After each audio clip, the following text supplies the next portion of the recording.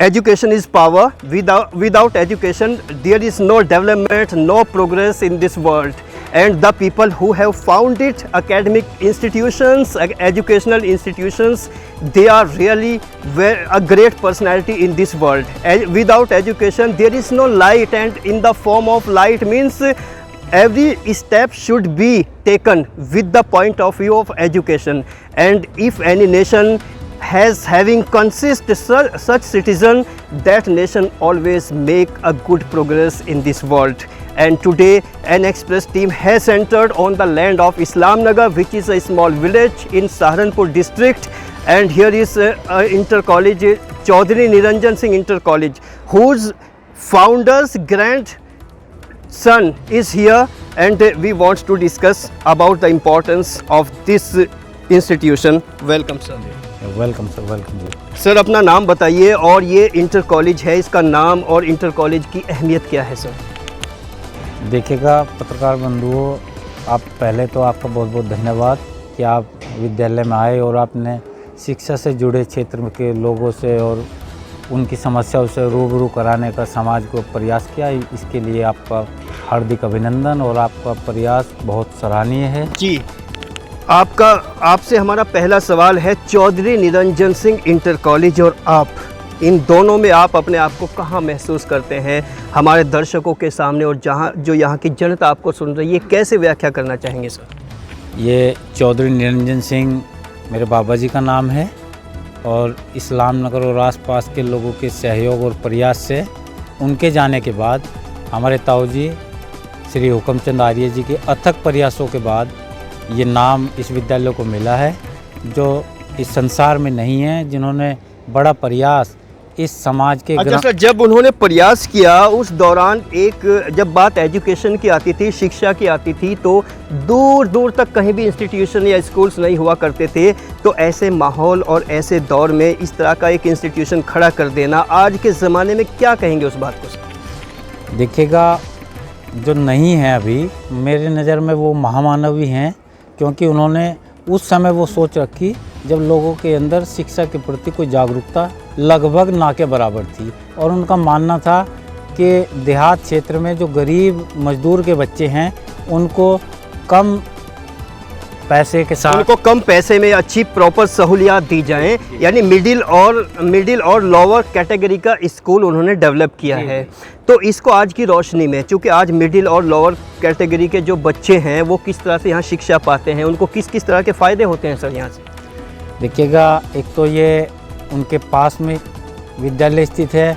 लड़कियों को मोस्टली मैं ये कहना चाहूँगा कि लड़कियों के लिए बड़ा फ़ायदा इस विद्यालय के होने से है, क्योंकि लड़कियों को आज भी देहात में घर से दूर प्राइमरी एजुकेशन के लिए भेजना माँ बाप के लिए बड़ी दिक्कत का विषय होता है। तो उसके लिए आज इस विद्यालय की 70% जो छात्र हैं वो लड़कियां हैं, और जो काम हमारे बड़ों ने किया है, इस माजरा परिवार ने किया है, मैं उनका और अपने दिवंगत मेरे ताऊ जी श्री हुक्मचंद आर्य जी जो इस्लामनगर से बिलोंग करते थे, उनके अथक प्रयासों के साथ मैं जो है इस काम को आगे ये बढ़ता रहे, इसका प्रयास हम नित्य नए तरीके से करते रहे। सर, जैसे कि आज चप्पे चप्पे पे इंग्लिश मीडियम के नाम से अलग अलग तरह के इंस्टीट्यूशंस खुल रहे हैं, कुकुरमुत्ते की तरह उगे हुए हैं, एक इस तरह के माहौल में यहाँ के माहौल और उस तरह के माहौल में क्या फ़र्क, क्या डिफरेंस महसूस करते हैं सर?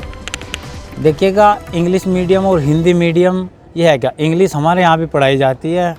हमारे संजय सहल जी हैं, Anita Verma ji, he is a most talented English lecturer, और एज ए सब्जेक्ट इंग्लिश यहाँ भी है। अब तो ये सरकार के लेवल पे भी तय है कि आप हायर स्टडी के लिए हिंदी मीडियम, इंग्लिश मीडियम कुछ भी चूज कर सकते हैं, but as a subject English यहाँ पहले से है और बहुत अच्छे लेवल पे बच्चों को। जैसे कि आजकल हमने कहा है कि सवाल ये है कि बहुत सारे इंग्लिश मीडियम स्कूल खुले हैं, क्या पेरेंट्स में, अभिभावकों में यहाँ के प्रति कुछ उदासीन रवैया तो नहीं आया है सर?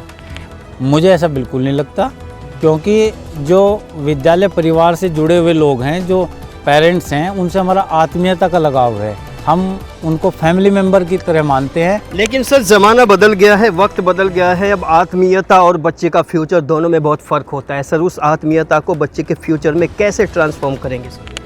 हम अपने लेवल से, प्रबंध कमेटी के लेवल से, हमारे गुरुजी बैठे हुए हैं उनके लेवल से, और समाज को साथ लेकर के, ऐसा भी नहीं है, मैं आपको जानकारी दे दूँ एक छोटी सी, इसी विद्यालय से पढ़े हुए बच्चे सॉफ्टवेयर इंजीनियर हैं जो अभी अमेरिका में जॉब करते हैं। यानी आप ये कहना चाहते हैं there is no particular difference, हम अपने दर्शकों को बता दें कि there is no particular difference between Hindi medium and English medium because Indian government always emphasize Hindi medium institutions and without government post there is no importance of any another post. This is not business institution, this is the institution only for lowest and middle class and welcome for them sir. एक बात और बताइए, चलते चलते क्या कहना चाहेंगे अपने आसपास के जो लोग आपको सुन रहे हैं? मेरा ये मानना है कि ये विद्यालय समाज का है, समाज के लिए बना है और समाज के लिए हमेशा से काम करता रहा है और करता रहेगा।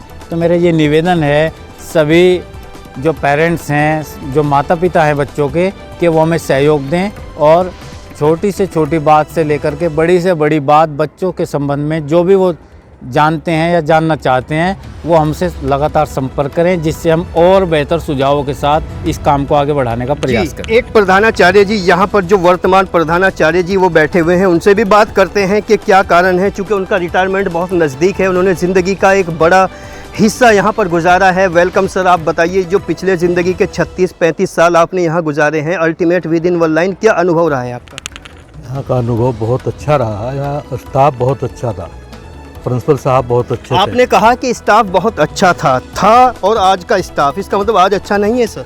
आज के स्टाफ में और उस स्टाफ में अंतर था। क्या अंतर है सर? इसको हमारे दर्शक विशेष रूप से सुनना चाहेंगे सर। पहला जितना स्टाफ था वो सब उससे गवर्नमेंट सैलरी मिलती थी और अब मेरे अलावा यहाँ एक चपरासी है। यानी आप कहना चाहते हैं जो जिन स्टाफ टीचर्स को गवर्नमेंट सैलरी मिलती है वो टीचर्स मेहनत से पढ़ा सकते हैं और जिनको गवर्नमेंट सैलरी नहीं मिलती वो मेहनत से नहीं पढ़ाएंगे। इसका एक बार और खुलासा कीजिए सर। खुलासा है, पढ़ाते तो हैं मेहनत से, पर हमें मुझे खुद दिक्कत होती है कि भाई इन लोगों ने बहुत कम सैलरी मिलती है, तो कहीं ना कहीं उनके दिल में भी ये बात रहती है। जी तो सर, पढ़ाते कुछ तो व्यूज़ हैं अंगद जी, जो गुरुजी यहाँ पर बैठे हुए हैं उनके भी कुछ व्यूज़ हैं इस सैलरी असमानता के लिए। सर आप क्या कहना चाहेंगे? देखो ये बात बहुत सी बात कही अभी प्रधानाचार्य ने, काफ़ी अंतर है। जो ट्यूटर आजकल के हैं मैनेजमेंट की तरफ से, उनकी तनख्वाह इतनी कम है कि वो क्या करेंगे। एक मजदूर भी 10-12 हज़ार रुपये ले लेता है एक महीने में, और यहाँ का टीचर 6,000, 7,000, 8,000 क्या होता है ये इसमें? जो इन डिफरेंसेस, जो भेदभाव हैं, जो ये डिफरेंसेस हैं, इसके पीछे कहीं ना कहीं शिक्षा का गिरता स्तर लगता है आपको? हाँ, बल्कि इस गिरते स्तर के अनुसार मेरा सरकार से अनुरोध है। जी आप क्या कहेंगे सर? मेरा कहना यह है, आज तक तो ये मेहनत करते हैं, सब टीचर्स बहुत मेहनत करते हैं, लेकिन इनके साथ भेदभाव है, तो सरकार से क्या अपील करेंगे ऐसे मतलब स्टाफ के लिए सर? हम तो स्टाफ के लिए जब भी कोई अधिकारी आवे कहें भाई इसको एड पे लिया जाए, एड पर लिया जाए, तनख्वाह सब टीचर्स से मिलनी चाहिए, जो सेवक हैं उनसे भी तनख्वाह गवर्नमेंट से मिलनी चाहिए। सर एक अहम सवाल और है, जब आपको एक मोटी रकम मिलती है सरकार की तरफ से, जबकि आप भी वही वर्क करते हैं जो दूसरे लोग यहाँ पर वर्क करते हैं, तो आप तन्हाई में अकेले में क्या आपको क्या महसूस होता है? ओरिजिनली बताइए सर, क्योंकि हिंदुस्तान में बहुत लोग आपको सुन रहे हैं। मुझे ओरिजिनली बहुत दुख होता है, हमें खूब सैलरी मिलती है और ये हमसे ज़्यादा काम करते हैं हमारे साथी टीचर जितने भी हैं एडिट स्टाफ के। मैं तो चाहता हूँ, इन्हें बहुत दुख मुझे होता है कि इन्हें बढ़िया से बढ़िया इतनी सैलरी तो मिल जाए जिससे इनका गुजारा अच्छे तरीके से हो जाए। तो ऐसा भी आपको लगता है कि उनमें हीन भावना का शिकार हो जाते हैं, इन्फीरियरिटी कॉम्प्लेक्स आता है, जो कि गवर्नमेंट की सैलरी और प्राइवेट की सैलरी को देख के वो जो इन्फीरियरिटी कॉम्प्लेक्स आता है उन लोगों के बीच, स्टाफ के बीच, उसको कैसे बयां करेंगे सर? उसे तो मैं नहीं कह सकता कुछ ऐसा इनके दिमाग में है, पर ये मेरे ही दिमाग में है बात कि भाई जब हमें सैलरी मिलती है। सर आपने कहा कि हम नहीं कह सकते चूँकि you are just like a father of this institution and all other teachers are just like your children, तो आपने अब तक ऐसा क्यों महसूस नहीं किया सर? मैं तो पहले से ही महसूस कर रहा है इस बात में। नहीं, उनके अंदर जो हीन भावना का शिकार वो होते हैं, क्या आपको ऐसा नहीं लगता? वो हीन भावना के शिकार नहीं है, मेरे मन की, मैं तो अपने मन की बात बता रहा हूँ भाई उन्होंने सैलरी मिलनी चाहिए, इतनी तो मिलनी ही चाहिए जिससे उनका गुजारा एक अच्छे तरीके से हो जाए समाज के बीच में। जी आप क्या कहना चाहेंगे सर, क्या नज़रिया है आपका यहाँ इस निरंजन इंटर कॉलेज को लेकर? मेरा नज़रिया, मैं एक यहाँ पे जीव विज्ञान का प्रवक्ता हूँ। मेरा नज़रिया सैलरी को लेकर कोई ऐसा नहीं है। मैं जीव विज्ञान पढ़ाता हूँ, अगर मैं इस तरह की हीन भावना रखूँगा तो एक साइकोलॉजी के तरीके से मैं बच्चों को भी नहीं, ये तो आपका कॉन्फिडेंस है, ये आपका कहीं ना कहीं नैतिक बल है जो आपको कमज़ोर नहीं होने देना चाहता, लेकिन दूसरे लोग तो होते हैं। ये इंडिविजुअल नज़रिया है, लेकिन अगर आप एक सामूहिक कलेक्टिव नज़रिए की बात करें उस पर क्या कहेंगे?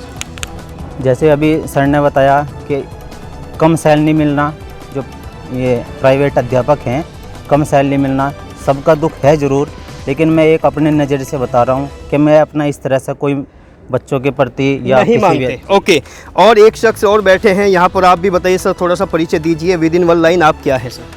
मैं यहाँ पर लिपिक के पद पे कार्यरत हूँ और मेरी तरफ से तो यही है कि प्रयास करेंगे कमेटी से, हम भी बात करेंगे कि आगे आने वाले समय में टीचरों की जो तनख्वाह है वो अच्छी करी जाए। जी सर, एक अहम सवाल और है, फिर वापस आपके पास आते हैं। आप क्या क्या प्रयास कर सकते हैं उन टेम्पररी स्टाफ के लिए जो उनका जीवन कुछ बेहतर बन जाए सर? वैसे तो मैंने प्रबंध समिति के लोगों से बात किया है और हमें पूरी उम्मीद है कि प्रबंध समिति ने हमें ये भरपूर आश्वासन दिया है कि नेक्स्ट सेशन से हम विद्यालय के जो दूसरे सोर्सेज हैं उनको जो है हम विद्यालय परिवार में जो यहाँ हमारे टेम्परेरी लोग अभी हैं, सरकार के लेवल से भी और अपने लेवल से भी, हम इनकी सैलरी को निश्चित रूप से आने वाले अप्रैल के सेशन से बढ़ाने का भरपूर प्रयास करेंगे और उम्मीद है हमें उस सफल भी होंगे।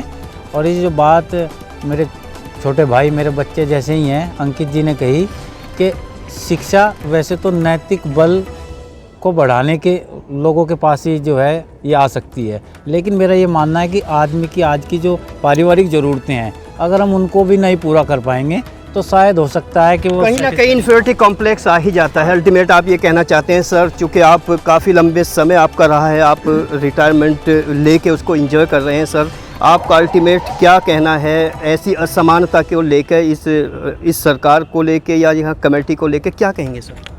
इस संबंध में मेरा यह कहना है जी, अगर सरकार केवल एक फार्मूला अप्लाई कर ले तो सारी बेरोजगारी दूर हो सकती है। वो क्या है फार्मूला? रिटायरमेंट एज 55 साल कर दे, इतनी वैकेंसी निकलेंगी हर डिपार्टमेंट में, बेरोजगारी खत्म हो सकती है बिल्कुल। पता नहीं सरकार 62 साल 64 साल इधर बढ़ा रही है, इधर बेरोजगारी बढ़ रही है। तो रिटायरमेंट एज का मुख्य मुद्दा है, इसकी एज कम करनी चाहिए, कम होनी चाहिए। अगर रिटायरमेंट सर आप 55 कहा, अगर हिंदुस्तान की पॉपुलेशन के हिसाब से 40 साल हो जाए तब आप क्या कहना चाहेंगे? 40 साल तो नहीं है, लेकिन 55 साल तो पहले थी, ये पहले था फार्मूला 55 साल का, वही होना चाहिए जो कुछ वर्ष पहले था। जी, अंत में एक लाइन में और क्या मैसेज देना चाहेंगे सर? मैं तो मेरे बड़े गुरुजी आदरणीय प्रधानाचार्य जी, वो भी उन्होंने भी हमें पढ़ाया है।